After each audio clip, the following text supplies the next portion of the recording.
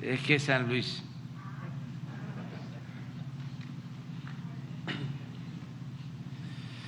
Gracias, señor presidente. Buenos días, gobernador, y buenos días a su gabinete. Bueno, si bien no es tema de seguridad, preguntarle sobre esto. Usted la vez pasada que visitó Zacatecas había hecho el compromiso con el gobierno del estado para federalizar la nómina educativa. La pregunta sería ¿para cuándo? Y también en este sentido, otra pregunta, si hay alguna obra de infraestructura importante para lo que queda de este sexenio en Zacatecas. Se ha hablado de un hospital de tercer nivel que ya mencionó el gobernador, que requiere Zacatecas ya de acuerdo a su población, y también las peticiones de la ciudadanía sobre ampliar a 4 carriles el tramo carretero federal Zacatecas-Aguascalientes. Esas serían mis preguntas de manera puntual, presidente. Sí, estamos viendo lo de la federalización del sistema educativo, se va avanzando. Se detuvo por la situación de la pandemia y por la crisis económica, pero ya estamos retomando de nuevo ese plan.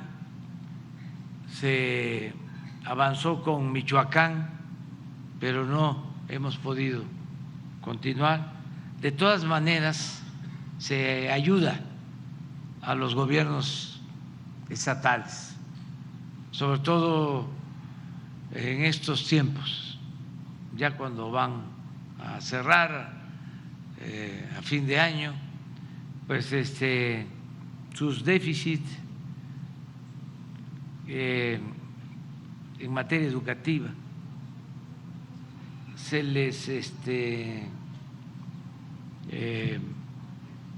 resuelven con apoyo del presupuesto federal. Ya lo estamos haciendo. Desde luego queremos que se use para eso, ¿no?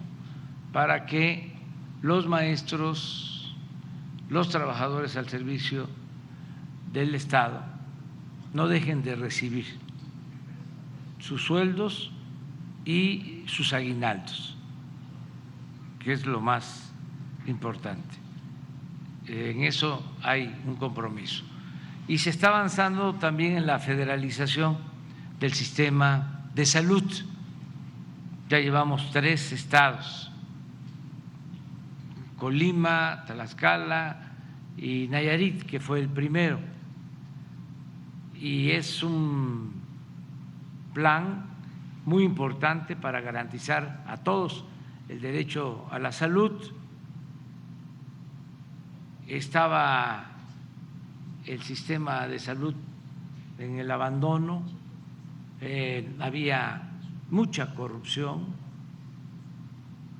a veces ya no quieren nuestros adversarios conservadores que yo hable de estas cosas del pasado, pero tenemos que seguirlos denunciando públicamente, porque robaban sin límites,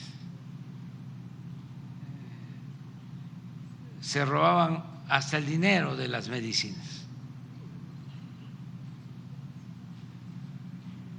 y eran políticos y gente muy influyente, incluso participaban en la complicidad algunos medios de información y periodistas famosos. Entonces, todo eso se está corrigiendo, a pesar de las campañas, porque imagínense que se les quitó el negocio ilícito que tenían,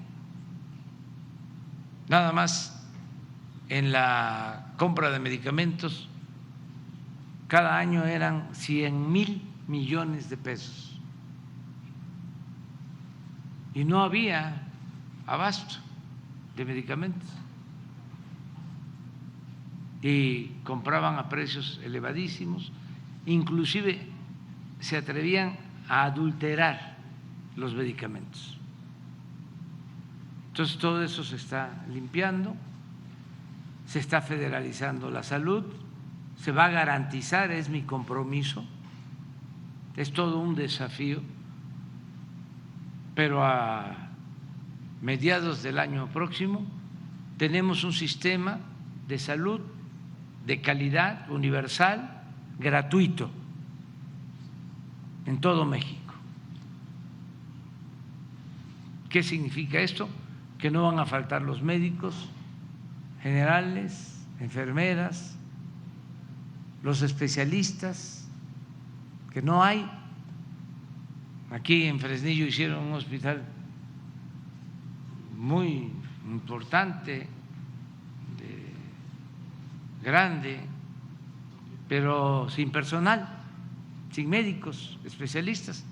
Ya están llegando los médicos especialistas, los trajimos y no vamos a dejar de agradecerle al pueblo hermano de Cuba y a su gobierno, porque están trabajando médicos especialistas de Cuba en el hospital de Fresnillo, Zacatecas, como lo están haciendo en otros hospitales de Nayarit y en otros estados, en Colima, y vamos a seguir contratando médicos especialistas en Cuba y en otros países, porque tenemos el compromiso de que no falten los médicos, que no falten los medicamentos. Y aunque no les guste, tengo que seguir repitiendo, ofrezco disculpa. Una de las herencias que dejaron al país los neoliberales de las frutas podridas fue el que no tenemos en nuestro país, que se escuche bien y que se escuche lejos, por culpa de la política privatizadora que impusieron los neoliberales. No tenemos los médicos ni los especialistas que requiere nuestro país. Esa fue una herencia, un legado de muchas otras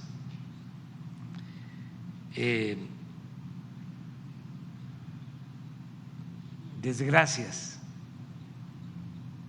que significó el modelo neoliberal, que todavía lo defienden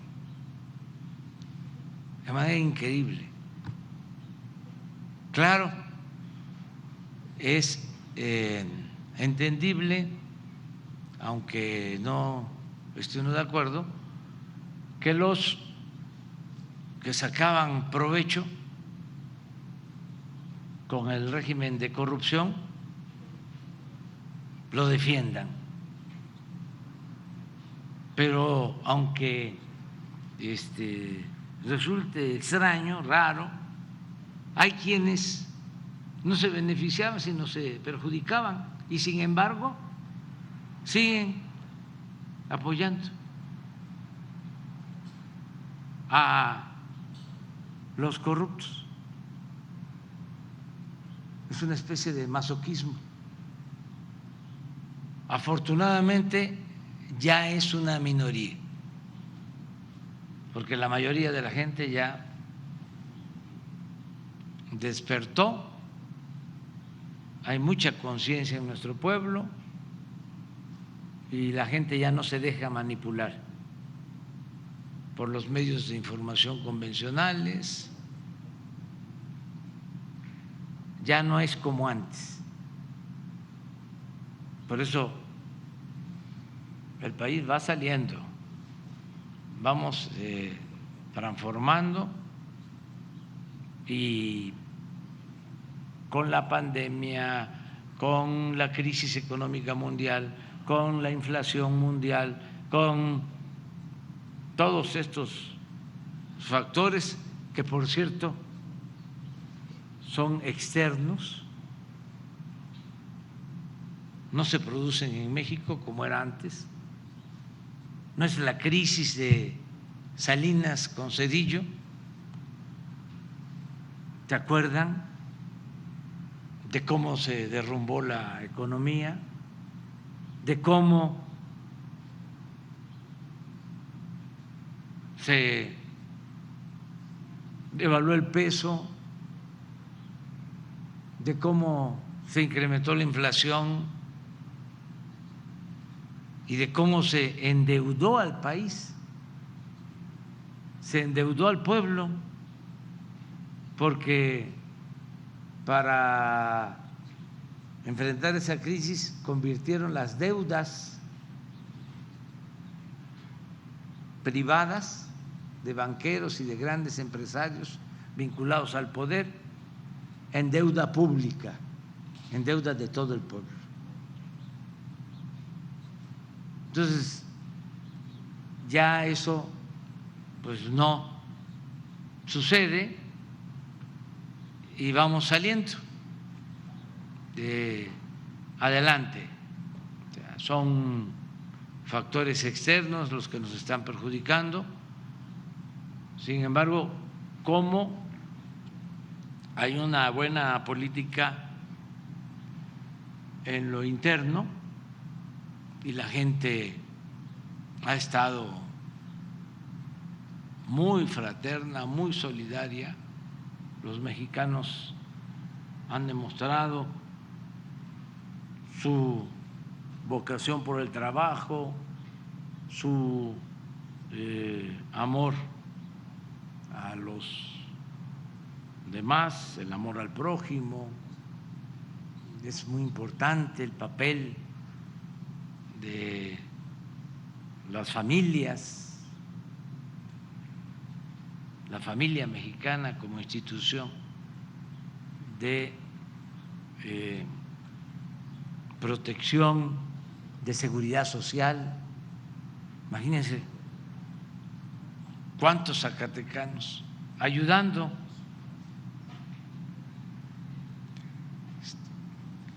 a sus familiares